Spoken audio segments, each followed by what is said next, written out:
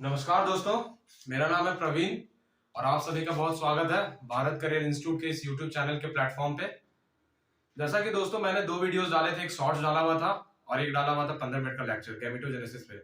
वो एक तरह से कह सकते हैं कि वो ओपनिंग था उस यूट्यूब चैनल का। मैं आप सभी को इस यूट्यूब चैनल पे प्रॉपर नीट की तैयारी, प्रॉपर बोर्ड्स की तैयारी कराऊंगा आप सभी को। यहाँ पे जितने भी बायोलॉजी के कंटेंट है सब मैं पढ़ाऊंगा, केमिस्ट्री भी पढ़ाऊंगा और हो सकता है आने वाले टाइम में आप लोगों को फिजिक्स की भी सारी कंटेंट दे दूं यहाँ पे। तो दोस्तों अपन लोग आज एक बैच के अनाउंसमेंट करने वाले हैं जिस बैच का नाम है संघर्ष बैच। संघर्ष बैच के अंदर अपन लोग पूरे बायोलॉजी को कवर करेंगे, पूरे केमिस्ट्री को कवर करेंगे, पूरे फिजिक्स को कवर करेंगे। जितना भी रिक्वायरमेंट है नीट के पॉइंट ऑफ व्यू से सारी चीजों को एक एक करके अपन लोग यहाँ पे पढ़ाई करेंगे। तो दोस्तों मैं आज शुरू करने वाला हूं एक बायोलॉजी का chapter human health and disease, जो क्लास 12 का चैप्टर नंबर 8 है, जो बहुत ही इंपॉर्टेंट पॉइंट है नीट ऑफ पॉइंट व्यू से और डेली टू डेली लाइफ में भी। तो अपन लोग इस चैप्टर से स्टार्ट करेंगे और बेसिक से लेकर के पूरे एडवांस तरीके से पढ़ेंगे, सारे मटेरियल को कंप्लीट करेंगे, सारे एनसीईआरटी को रीड करेंगे, एनसीईआरटी के सारे क्वेश्चन को बनाएंगे, इन टेक्स्ट और टेक्स्ट के क्वेश्चन सारे को सॉल्व करेंगे। उसके बाद सारे प्रीवियस ईयर जितने भी नीट के अंदर आए हो, एम्स के अंदर आए हो, सारे चीज सॉल्व करेंगे। ये लेक्चर करीबन अपन का 12 से 15 दिन का लेक्चर है। आज की वीडियो थोड़ी इंट्रोडक्शन है तो शॉर्ट रहेगी, बाकी कल से 1.5 घंटे की वीडियो अपलोड हुई करेगी। आप चैनल को देखें, उसे लाइक करें, सब्सक्राइब करें, ज्यादा से ज्यादा शेयर करें ताकि मेरा भी मोटिवेशन बनता रहे और मैं भी आप लोगों को ज्यादा से ज्यादा कंटेंट दे पाऊं। सारे कुछ यूट्यूब पे होगा, फ्री ऑफ कॉस्ट होगा, not a single penny will be charge from you. So आप सभी इस चैनल को देखें और प्रॉपरली इस चैनल का यूज करें अपने एग्जाम के प्रिपरेशन करने में। तो अपन लोग एक चैप्टर स्टार्ट करेंगे आज, ह्यूमन हेल्थ एंड डिजीज। उससे पहले जो लोग बहुत सारे डिमोटिवेट भी हो जाते हैं, जो बोलते हैं कि भैया मैं डिमोटिवेट हूं, मैं क्या करूं, तो उन लोगों के लिए दो लाइन है। ये लाइन मेरे घर के पास में एक आईपीएस ऑफिसर है जो महाराष्ट्र में अभी डीजी रैंक पे है, उनसे मैं बहुत प्रेरित हुआ था साल 2 साल पहले। तो उन्हीं के कुछ शब्दों को मैं आप लोगों तक पहुंचाना चाहूंगा। वो क्या कहते हैं, ठीक है। खुद ही करण अलहदा, न जंग आर पार की, न तीर न तलवार की, न तख्त न हथियार की, न जीत है न हार है, बस खुद पे एतबार है। ठान ली तो ठान ली, परवाह नहीं तूफान की, उरज आज जवाल है, फैसला कमाल है, फैसला कोई भी हो हौसला मिसाल है, फैसला कोई भी हो हौसला मिसाल है। एक और कोट है, आप लोगों को डिलीवर करना चाहूंगा। हम निशब्द रहकर भी संवाद रचते हैं, जहां घोर निराशा हो वहीं विश्वास रचते हैं, अंत जहां होता वहीं से शुरुआत रचते हैं, धरती की मिट्टी से अनंत आकाश रचते हैं, हौसलों के दम पे नए परवाज रचते हैं, हर शाम ढलने पर नया प्रभात रचते हैं, अंधकार में आफताब रचते हैं, हम आम होकर भी कुछ खास रचते हैं, हर कदम पर हम नया इतिहास रचते हैं। तो इस चीज को अपन लोग माइंड पे लेके चलेंगे, चाहे कोई भी हो, सिलेक्शन हो या ना हो, पढ़ाई कभी भी वेस्ट नहीं जाती है। अपन लोग ईमानदारी से, अपनी ऑनेस्टी से पढ़ाई करेंगे एकदम डे 1 से। आज से ये लेक्चर खास करके उन बच्चों के लिए इंपॉर्टेंट है जो 2025 नीट की तैयारी कर रहे हैं, बोर्ड्स की तैयारी कर रहे हैं, उन सारे बच्चों के लिए इंपॉर्टेंट है। 2024 वाले अगर उनके अकॉर्डिंग टाइम है तो देख ले, मैं मना नहीं करूंगा। बाकी अगर जो कुछ मैं क्रैश कोर्स भी बीच में डाला करूंगा अलग अलग चैप्टर्स की, तो आप सभी उस चैप्टर को यूटिलाइज कर सकते हैं अपने रिवीजन पॉइंट ऑफ व्यू से। कम ड्यूरेशन में आपका अच्छा स्कोर हो जाएगा। तो मैं शुरू करूं इस चैप्टर को, चलिए ठीक है बेटा। अपन लोग किस चैप्टर के पढ़ने वाले हैं, हेडिंग देखिए, ह्यूमन हेल्थ एंड डिजीज के बारे में पढ़ने वाले हैं। 2 पॉइंट है इसमें, ह्यूमन हेल्थ क्या होता है और डिजीज क्या होता है, इस चैप्टर में पढ़ने वाले हैं अपन लोग। तो अपन लोग बेसिक से पढ़ेंगे, ठीक है। डिजीज को कैसे डिफाइन करते हैं, हेल्थ को कैसे डिफाइन करते हैं, ये इंट्रोडक्शन का पार्ट मैं दूंगा। आगे हेल्थ को डिफाइन करूंगा और उसके बाद डिजीज को डिफाइन करूंगा। इस चैप्टर के अपन अंदर पढ़ने वाले हैं हेल्थ की पहले इंट्रोडक्शन पढ़ेंगे, उसके बाद पढ़ेंगे कि पैथोजेंस क्या होते हैं, कौन कौन से पैथोजन कैसे कैसे डिजीज का कॉज करते हैं, कौन बैक्टीरियल होते हैं, कौन प्रोटोजोन होते हैं, कौन हेल्मिन्स होते हैं, कौन वायरल होते हैं। हर एक अलग अलग डिजीज के बारे में अपन लोग पढ़ेंगे। उसके बाद अपन लोग पढ़ेंगे इसकी प्रिवेंशन क्या है, इसकी ट्रांसमिशन कैसे होती है, इसे क्योर कैसा किया जा सकता है, इसकी डिटेक्शन कैसे हो सकती है। फिर अपन लोग अलग से नॉन इन्फेक्शियस डिजीज जो कि मोस्ट डेडलिएस्ट डिजीज है, कैंसर के बारे में 1.5 लेक्चर पढ़ेंगे। फिर एक और जो इन्फेक्शियस डिजीज है एड्स के बारे में अपन लोग पढ़ेंगे। फिर लास्टली में अपन लोग एक इम्यूनिटी के बारे में पढ़ेंगे और लास्ट में अपन सबसे लास्ट में जाके ड्रग एंड अल्कोहल अब्यूज के बारे में पढ़ेंगे। तो ये पूरा ओवरव्यू है। 12 से 15 लेक्चर लगेंगे इसको कवर करने में। 16 घंटे का वीडियो होगा टोटल से टोटल। और नीट टाइप का पॉइंट ऑफ व्यू से 3 से 4 क्वेश्चन, कितने 3 से 4 क्वेश्चन, यानी कि 12 to 16 मार्क्स आपका इस चैप्टर से बनेगा। कितने 12 to 16 मार्क्स। अगर 16 घंटे की लेक्चर देख के 16 मार्क्स बन रहा है तो इससे बढ़िया कुछ और नहीं हो सकता है नीट के पॉइंट ऑफ व्यू से। बोर्ड्स में भी अच्छे खासे सवाल आते हैं, तो सारे लोगों के लिए इंपॉर्टेंट है। चलिए शुरू करते हैं। क्या बोलता है कि पहले टाइम में क्या था कि थ्योरेटिकली अपन लोग कुछ भी बोल सकते थे, लेकिन थ्योरेटिकली वही चीज प्रूव होता है जिसे एक्सपेरिमेंटली भी अपन लोग प्रूव कर पाए। तो क्या था कि पहले जो भी चीज आता था वो लैटिन से आता था और ग्रीक से आता था। कोई भी चीज का डेफिनेशन हो, कोई भी चीज का वर्ड हो, मैक्सिमम देखा गया है तो लैटिन और किससे, ग्रीक से आता था। तो एक अर्ली ग्रीक एक साइंटिस्ट है जिसका नाम था हिप्पोक्रेट्स। इनका नाम क्या नाम था उनका, हिप्पोक्रेट्स नाम था, हिप्पोक्रेट्स। और हमारे जो आजकल के मेडिसिन तो एलोपैथी खाते हैं अपन लोग, अंग्रेजी दवा जो लोकल लैंग्वेज में अपन लोग बोलते हैं, लेकिन हमारे जो रूट्स है, इंडिया डाइवर्सिफाइड कंट्री है, तो वो पहले हमारा हुआ करता था इंडियन आयुर्वेदा सिस्टम। महाभारत के टाइम में हजारों साल पहले आयुर्वेदिक सिस्टम हुआ करता था। ये कुछ सालों में एलोपैथी ने ओवरटेक कर लिया आयुर्वेदा को, इस वजह से हम लोग एलोपैथी से हम लोग इलाज कराते हैं। तो क्या था कि इंडियन आयुर्वेदिक सिस्टम और अर्ली ग्रीक हिप्पोक्रेट्स वो हेल्थ को कैसे देखते थे, वो कहते थे कि हेल्थ एक स्टेट है माइंड का और बॉडी का। इसका माइंड का, बॉडी का, जो बैलेंस कौन करता है इसको, ह्यूमस। अब सर भैया ह्यूमस होता क्या है, ह्यूमस क्या थे, बॉडी फ्लूइड्स थे। हमारे बॉडी के अंदर दो तरह के फ्लूइड होते हैं, एक लिम्फ होता है और एक ब्लड होता है। तो उन्होंने हेल्थ को डिफाइन करा कि health is a state of mind and body which are balanced by humours. And what is humours, this are nothing but it's the body fluid. So इस थ्योरी को उन्होंने नाम दिया था गुड ह्यूमर हाइपोथेसिस। क्या नाम दिया था, गुड ह्यूमर हाइपोथेसिस। किसने करा, अर्ली ग्रीक हिप्पोक्रेट्स और एक इंडियन आयुर्वेदिक सिस्टम के ऑर्गेनाइजेशन ने करा। उन्होंने एक पॉइंट भी बोला कि पर्सन विद ब्लैक बाइल, जो पर्सन को ब्लैक बाइल है यानी कि काली खांसी है, क्या है, काली खांसी, वो हॉट पर्सनालिटी के होते हैं। हॉट पर्सनालिटी मतलब वो हॉट पर्सनालिटी मत समझ लीजिएगा, यहाँ हॉट पर्सनालिटी बायोलॉजी के टर्म में है, यानी कि उनमें फीवर के चांसेस हाई होते हैं। क्या होते हैं बेटा, पर्सन विद ब्लैक बाइल के हॉट पर्सनालिटी होते हैं, यानी कि फीवर के चांसेस होते हैं। ये एक तरह का प्योर रिफ्लेक्टिव थॉट था, एनसीईआरटी बोलता है। क्या था ये, प्योर रिफ्लेक्टिव थॉट था, यानी कि कोई भी एक्सपेरिमेंटल के बिना, बिना सोचे समझे ऐसे ही बोल दिया गया था। अब इसे एक्सपेरिमेंटली भी प्रूव करना चाहिए था, तो एक्सपेरिमेंटली इसे प्रूव नहीं किया गया था। तब तक क्या हो चुका था, थर्मोमीटर का डिस्कवरी हो चुका था। हमारे फादर ऑफ डबल सर्कुलेशन, जिसे फादर ऑफ एंजियोलॉजी बोलते हैं, सर डॉक्टर विलियम हार्वे, वो आ चुके थे। उन्होंने क्या करा कि डिस्प्रूव कर दिया इस थ्योरी को। अब भैया डिस्प्रूव कैसे किया गुड ह्यूमर हाइपोथेसिस थ्योरी को, उन्होंने क्या करा कि थर्मोमीटर लिया, थर्मोमीटर से क्या नापते हैं, बॉडी टेम्परेचर। ह्यूमंस की नॉर्मल बॉडी टेम्परेचर कितनी होती है, सेंटीग्रेड में बात करें तो 37 डिग्री सेंटीग्रेड। तो बाय यूजिंग द थर्मोमीटर, जिस भी पर्सन को ब्लैक बाइल थी, काली खांसी, उनके बॉडी टेम्परेचर को नापा तो देखा कि उनका बॉडी का इंटरनल टेम्परेचर, क्या इंटरनल टेम्परेचर क्या था, नॉर्मल था, यानी 37 के आसपास था। इससे उन्होंने कहा कि अरे भैया पर्सन विद ब्लैक बाइल को तो बहुत सारे पर्सन पे ये एक्सपेरिमेंट करा तो देखा कि सारे की बॉडी की टेम्परेचर लगभग बराबर आ रही है। तो बोला भाई ये जो आपने थ्योरी दिया है ना, वो थ्योरी सही नहीं है, वो थ्योरी गलत है। तो इस तरह से विलियम हार्वे ने क्या किया, डिस्प्रूव कर दिया गुड ह्यूमर हाइपोथेसिस को। अब मॉडर्न टाइम में अपन लोग हेल्थ को डिफाइन करने के बाद आई कि भाई हेल्थ होता क्या, तो ये जो पॉइंट डिवाइड करा था कि health state of mind and body जो कि बैलेंस करता है ह्यूमर्स, ये पॉइंट तो गलत हो गया। तो मॉडर्न तरीका से कैसे डिफाइन किया गया हेल्थ को, अपन लोग कोई पर्सन को देख लेंगे कि भैया ये फिजिकली फिट है या ये पतला है या दुबला है, तो अपन लोग कह देंगे कि ये फिट है। ऐसा कुछ नहीं है। 3 पॉइंट बहुत इंपॉर्टेंट होते हैं किसी भी हेल्थ को डिफाइन करने के लिए। पर्सन फिजिकली फिट होना चाहिए, पर्सन मेंटली फिट होना चाहिए, पर्सन सोशली फिट होना चाहिए।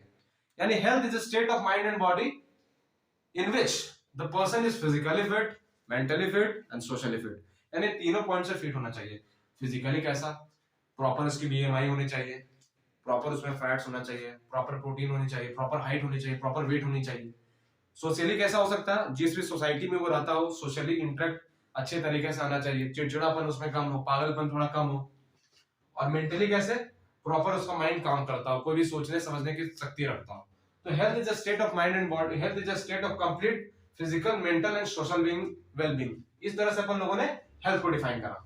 अब भैया हेल्थ को कौन कौन चीज अफेक्ट करता है, पहला तो genetic disorder. Genetic disorder inborn होता है, हमें अपने मम्मी पापा वगैरह से मिला हुआ होता है, तो जेनेटिक डिसऑर्डर हेल्थ को अफेक्ट करता है। कोई भी डिजीज अगर हमारे पेरेंट्स से या ग्रैंड पेरेंट्स से ट्रांसमिट होकर मेरे अंदर आ गई है या हमारे अंदर आ गई है, तो उसकी अपन लोग सुधार नहीं सकते हैं। तो जेनेटिक डिसऑर्डर पे डिपेंड करता है कि हेल्थ कैसा होगा। दूसरा डिपेंड करता है लाइफस्टाइल पे, आप कैसे रहते हो, कैसे खाते हो, कैसे खान पान है आपका, उस चीज पे डिपेंड करता है, लाइफस्टाइल पे। तीसरा पॉइंट है क्या, इन्फेक्शंस पे। और इन्फेक्शन कौन कॉज करते हैं, pathogens. What are pathogen, these are infection causing organism. इन पैथोजेंस कौन कौन हो सकते हैं, बैक्टीरिया हो सकते हैं, वायरल हो सकते हैं, फंजा हो सकते हैं, प्रोटिस्टा और हेलमिंथ हो सकते हैं। तो इस चीजों को, इसमें क्या क्वेश्चन बन सकता है कि अर्ली टाइम में हेल्थ को कैसे डिफाइन करते थे, किसने डिस्प्रूव करा गुड ह्यूमन हाइपोथेसिस को। हालांकि इसे यार में क्वेश्चन आया, असल रिजल्ट में क्वेश्चन नीट मेडिकल में शायद 2018 या 2015 के लगभग में पूछा गया था। एक बार सवाल मैंने बनाया तो मैंने देखा भी उस सवाल को। हालांकि हेल्थ क्या होता है, good point of view important है, हेल्थ को कौन कौन से पॉइंट इफेक्ट करते हैं, ये पहला पेज है एनसीईआरटी का। ठीक है बच्चों, ओके बच्चों, ठीक है बच्चों, ये टॉपिक क्लियर हो गया था पिछला वाला। और आगे टॉपिक की ओर मूव करते हैं अपन लोग। आगे क्या बोला गया बच्चों कि हेल्थ को अपन लोग कैसे अचीव कर सकते हैं, अच्छी हेल्थ को कैसे अचीव कर सकते हैं, अच्छी हेल्थ को प्रॉपर कैसे मेंटेन किया जा सकता है, अच्छी हेल्थ होने के क्या क्या बेनिफिट्स हैं, इस चीज को आगे अपन लोग डिस्कस करेंगे। उसके बाद अपन लोग डिजीज के बारे में डिस्कस करेंगे।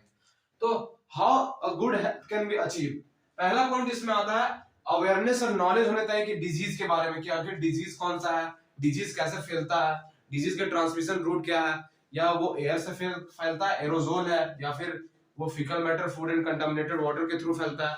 तो इस चीज की प्रॉपर नॉलेज होनी चाहिए। Health, how a good health can be achieve by awareness and knowledge of disease. और दूसरा पॉइंट आता है कंट्रोल ऑफ फैक्टर्स। ये कौन सा फैक्टर्स है, वो फिजिक्स वाला फैक्टर नहीं है, यहाँ पे अलग फैक्टर है जो क्या कैरी करता है, पैथोजेंस को कैरी करता है। वो लोग को बोलते हैं वेक्टर्स यहाँ पे। तो ये जो वेक्टर्स हैं उसके कंट्रोल से अपन लोग अच्छे हेल्थ को अचीव कर सकते हैं। वेक्टर्स कंट्रोल में रहेगा, डिजीज नहीं होगा, तो एक पर्सन जो होगा हेल्दी होगा, उसे डिजीज कभी होगा नहीं। प्रॉपर डिस्पोजल ऑफ वेस्ट कर सकते हैं, यानी कि जो भी कूड़ा करकट अपन फेंकते हैं उसके प्रॉपर जगह पे फेंके, तो उस तरह से क्या होगा, गंदगी नहीं फैलेगा, वहां पे अलग अलग पैथोजेंस नहीं आएंगे, तो प्रॉपर हेल्थ मेंटेन होगा। हाइजेनिक फूड एंड वाटर, जो भी अपन खाना खा रहे हैं वो प्रॉपर खाएं, क्लीन नीट एंड क्लीन खाना खाएं। वाटर जो पी रहे हैं वो कंटामिनेटेड फ्री हो, वाटर पूरे साफ होने चाहिए। तो इस तरीके से अपन लोग अच्छी हेल्थ को अचीव कर सकते हैं। सो क्वेश्चन आता है कि how a person can achieve a good health, by proper awareness, knowledge of disease, by control of factors, disposal of waste and hygienic food and water. और सेकंड पॉइंट आता है कि how a person can maintain a good health. So person को, अगर एक person है जैसे मैं हूं या आप हो, कोई भी हो, वो एक अच्छी हेल्थ कैसे मेंटेन कर सकती है। तो मेंटेनेंस के लिए सबसे पहला रिक्वायरमेंट है कि पर्सनल हाइजीन, अपनी बॉडी पूरी साफ हो, प्रॉपर वॉश करना चाहिए अपन लोग को, डेली बात करना चाहिए, जो कि डेली अपन लोग करते नहीं है, डेली नहाना चाहिए। सेकंड पॉइंट आता है कि रेगुलर एक्सरसाइज करें अपन, क्या करें, प्रॉपर जिमिंग करें, अगर कोई जिम जाता है तो प्रॉपर रनिंग करें, प्रॉपर साइकिलिंग करें। तो इस तरीका से अपन लोग एक अच्छी हेल्थ को मेंटेन कर पाएंगे। इस पे क्वेश्चन छोटा सा आ गया था, इकोलॉजी का वैसे, लेकिन मैं यहाँ बता देता हूँ आप सभी को कि योगा डे अपन लोग कब मनाते हैं, 21 जून को। कब बनाते हैं, 21 जून को। और मोस्ट इंपॉर्टेंट पॉइंट है कि हेल्थ को अपन लोग कैसे मेंटेन कर सकते हैं, बैलेंस डाइट। बैलेंस डाइट वो डाइट होता है जिसमें प्रॉपर अमाउंट में कार्बोहाइड्रेट, प्रॉपर अमाउंट में मिनरल्स और प्रॉपर अमाउंट में फैट्स, प्रॉपर अमाउंट में विटामिन, सारे चीज पाए जाते हैं। तो बैलेंस डाइट से अपन लोग हेल्थ को मेंटेन कर सकते हैं। अच्छी हेल्थ की बेनिफिट्स क्या होती है, वो इंक्रीज करती है प्रोडक्टिविटी, यानी कि जो भी अपन लोग प्रोडक्शन कर रहे हैं, खेती कर रहे हैं या कुछ भी कर रहे हैं, तो उसकी प्रोडक्टिविटी, कुछ भी चीज हो, जो भी काम कर रहे हैं उसकी प्रोडक्टिविटी इंक्रीज हो जाती है। सेकंड है कि ये अच्छे हेल्थ होने की वजह से लॉन्गेटिविटी बढ़ जाती है, यानी कि पीपल की जो एज होती है, पीपल्स एज जो होती है वो बढ़ जाती है, यानी ज्यादा दिन तक आप जिंदा रह सकते हो। और ये रिड्यूस करती है इन्फेंट मोर्टेलिटी रेट, क्या है ये, IMR, इन्फेंट मोर्टेलिटी रेट। और MMR क्या है, मैटरनल मोर्टेलिटी रेट। ये इसको रिड्यूस करती है, क्या करती है, रिड्यूस, बाकी सबको इधर क्या करती है, इंक्रीज करती है। यानी कि जो इन्फेंट, जो बच्चे बर्थ होते हैं, उसके डेथ के रेट को क्या कर देगी, कम कर देगा, मदर का अच्छा हेल्थ है तो। मैटरनल, फिर मम्मी के चांसेस पे डेथ होने के कम हो जाते हैं जब वो बर्थ देती है किसी भी बच्चा को, तो ये रिड्यूस कर देगी IMR और MMR। यानी कि अच्छी हेल्थ होने के ये सारे बेनिफिट्स है, कैसे अचीव किया जा सकता है, कैसे उसे मेंटेन कर सकते हैं, और उसके बेनिफिट्स क्या क्या होते हैं। अब नेक्स्ट पॉइंट पे अपन लोग आ जाएंगे कि डिजीज आखिर होता क्या है, व्हाट इज डिजीज, ठीक है, और उसके कौन कौन से डिजीज होते हैं, किस तरह से होते हैं, उस तरह से अपन लोग किसी पर्सन को कैसे कर सकते हैं कि वो डिजीज उसे हो गया है, जब उसके अंदर वेरियस साइन एंड सिम्टम्स हो, जैसे फीवर हो, हेडेक हो, ये सब हो जाए, तब अपन लोग कहते हैं कि ये पर्सन को डिजीज हो गया है ना। तो डिजीज कौन करते हैं, पैथोजन करते हैं। डिजीज कॉजिंग ऑर्गेनिज्म को ही पैथोजन बोलते हैं। तो डिजीज जो होता है दो तरीका से हो सकता है, एक कॉन्जेनाइटल होता है, कॉन्जेनाइटल यानी कि बाय बर्थ, यानी कि आपको पैदा होने के साथ ही मिला हो, यानी कि जेनेटिक डिसऑर्डर के फॉर्म में, किसके फॉर्म में, जेनेटिक डिसऑर्डर के फॉर्म में। और दूसरा होता है अक्वायर्ड बर्थ, अपन लोग इसको पढ़ेंगे, किसको, अक्वायर्ड बर्थ को। जेनेटिक डिसऑर्डर को कहां पढ़ेंगे अपन लोग, जेनेटिक्स वाले चैप्टर में पढ़ेंगे। अक्वायर्ड बर्थ में क्या क्या हो सकता है अपन लोग को, एक हो सकता है इन्फेक्शियस, जिसे अपन लोग दूसरा नाम भी बोलते हैं कम्युनिकेबल डिजीज, क्या बोलते हैं, कम्युनिकेबल डिजीज। दूसरा हो सकता है नॉन इन्फेक्शियस, जिसे अपन लोग क्या बोलते हैं, नॉन कम्युनिकेबल डिजीज। अगर अक्वायर्ड यानी कि जो लाइफ टाइम में अपन लोग अक्वायर करते हैं, यानी कि बाहर से कोई पैथोजन हो गया या किसी तरीके से हमारे बॉडी में घुस गया और वो अपन लोग को डिजीज कॉज कर दिया, उसके बारे में इस अक्वायर्ड वाले में पढ़ने वाले हैं। और इसी डिजीज के बारे में आगे अपन लोग कवर करेंगे, हर एक चीज, बैक्टीरियल, प्रोटोजोन, हेलमिन, वायरल, सारे डिजीज को कवर करेंगे। तो जो डिजीज हमें बर्थ लाइफ टाइम में अक्वायर्ड होती है, वो आपका कंटाजियस भी हो सकती है या नॉन कंटाजियस भी हो सकती है। कैसी, कॉन्टाजियस और नॉन कंटाजियस। कॉन्टाजियस डिजीज वो डिजीज होती है कम्युनिकेबल के अंदर जो स्प्रेड होती है डायरेक्ट कांटेक्ट से, जैसे मैंने किसी को टच कर दिया, मान लो मेरे को कॉमन कोल्ड हो गया, नॉर्मल खांसी वासी हो गया, तो कॉमन कोल्ड कौन करता है, रिनोवायरस करता है, ये वायरल डिजीज होता है, आप सभी को पता है। तो कंटाजियस क्या, कॉमन टच से ये फैल जाती है। नॉन कंटाजियस में कौन आ गया, जो कॉमन टच से, फिजिकली टच से ना फैले, किससे, वेक्टर से फैले, जैसे कि मलेरिया, मलेरिया। और इसके वेक्टर्स का क्या नाम है, फीमेल एनाफिलीज। आगे जब मैं अलग से पढ़ाऊंगा आप सभी को टॉपिक, इसमें बहुत डिटेल में अपन लोग पढ़ने वाले हैं, हो सकता है एक लेक्चर भी लग जाए, तो आधा लेक्चर एक लेक्चर लग जाए। तो नॉन कंटाजियस की एग्जांपल कौन सी है, मलेरिया। और नॉन इन्फेक्शियस डिजीज यानी कि मेयर टच से ये फैलता नहीं है। जैसे अपन लोग सोचते हैं कि जब अपन लोग कैंसर की बात करते हैं, इस चीज को सारे आदमियों को नोट करना चाहिए कि cancer is a non infectious disease. कैसा है, नॉन इन्फेक्शियस डिजीज है, नॉन कम्युनिकेबल डिजीज है। और उसमें एक और है एलर्जी, जितने भी एलर्जी होते हैं, जैसे कोई छींक दिया तो हम लोग सोचते हैं कि यार बगल में मेरा रहेगा तो मेरे को भी शायद हो जाएगा, नहीं, ये नॉन इन्फेक्शियस डिजीज है, बॉडी टू बॉडी अडेप्ट करती है।